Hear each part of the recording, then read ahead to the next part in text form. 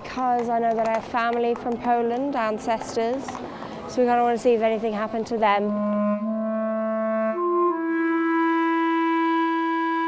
We know bits about them, but we don't know much about their lives here or if there was any family left behind. There's only so much we know just from sort of documents and stories that were told to my grandmother and then so therefore to my mother and to me. So it's interesting to try and see if there's any more information we can find out about what's a pretty amazing backstory for our family. Although I don't overly sort of celebrate the faith, I know that it's part of me, it's sort of in my blood.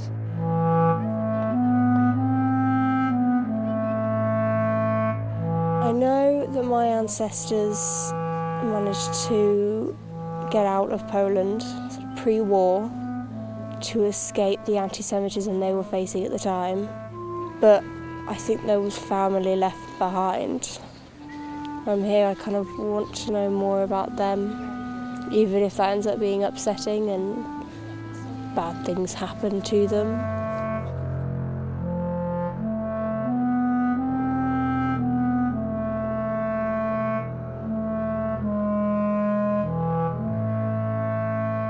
It does feel really weird. I can't quite put it into words yet.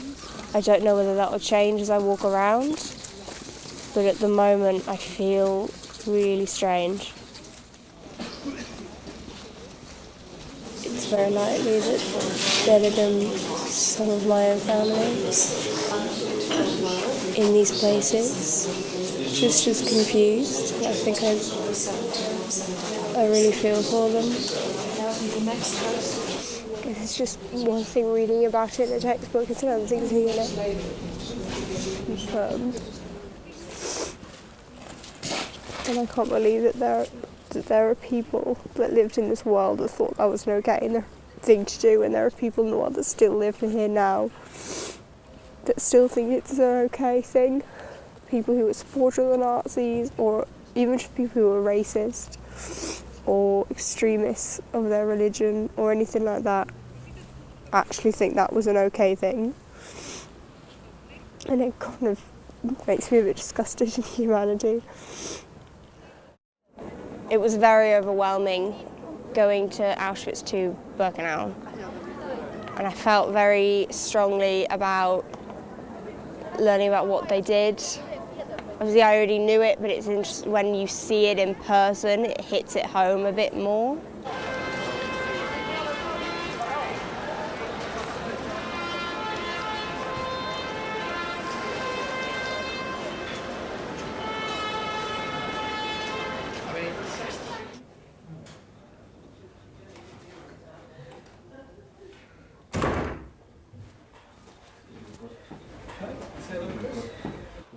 Hi Chris. Hello I'm Imogen. there. Pleased to meet you. My name is Chris Webb.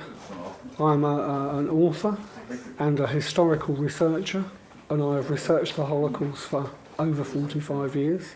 I've brought with me some documents from my ancestors, a passport and a police stamp book from when they were refugees, and I was wondering if you could see them and tell me any research about them. So this is Abba Najdov is the name, and he settled in Grimsby. So this is the police stamp book that they'd used when they got to London to say that they were eligible to live and work in London, showing that they were refugees. And the picture is of my great-great-grandfather, along with the fingerprint of him, because unfortunately they didn't know any English, so he wasn't able to actually sign his name in English characters. The passport here mentions Kinder, which is children. There's Rajla, 12. On here, we believe it says the last known place that they lived, although unfortunately I can't quite pronounce it. Right, there are two Tomaszow's in Poland, one Tomaszów Mazowiecki, one Tomaszów Lubelski. Tomaszów Lubelski is right near the Ukrainian border. It sounds very likely that that's where they lived then, because when they first came over they weren't entirely sure whether they were Polish or from Ukraine, but it's only now that we know of where borders are and where that place is that we can now tell that they were from Poland. Interestingly, based on the knowledge that I have, you find that very often relatives are, you know, certainly within families, they tend to name Abraham, they'll name another child Abraham. So the first one I found was somebody called Abraham Najdorf, born in 1887, lived in Tomaszów Lubelski, married to Gittel, he was a merchant, and he died in Treblinka in 1942.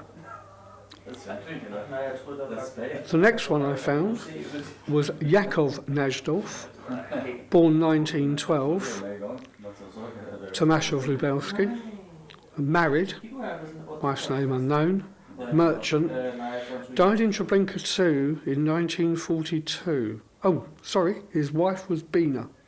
Billa Najdorf, born 1918, also from Tomaszów Lubelski, died in Treblinka 1, which was the penal camp in 1942. Bina Najdorf, born 1914, also from Tomaszów Lubelski, died in Treblinka 2 in 1942. Next one was Shmuel Najdorf, born 1914 in Tomaszów Lubelski. He was a merchant and he died in Treblinka 1 in 1942. And lastly, there's Sarah Najdorf, born 1912, Tomaszów Lubelski, died in Treblinka 2, the extermination camp, during 1942. With the Polish Jews, such as potentially your relatives in Tomaszów Lubelski, the Germans didn't bother with transport lists. There was no point. These people would be dead in several hours of being rounded up. So what was the point of producing the lists? It was a waste of time. They didn't do it. That obviously makes tracing relatives very, very difficult.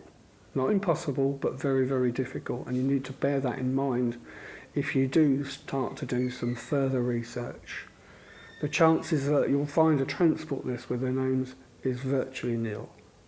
Best if you can then try and verify something from another source, from a relative or something like that. I wish you all the success with your quest. It's not easy, but I hope that in the end you manage to resolve your family's history to your own satisfaction. This is so much to take in, but I know. I'm really glad that you've been able to do this research and help me, because any information is It's all helpful, yeah. Even if it turns out to be a blind alley, you know, so be it. You know, you just press on with trying to find as much as you can.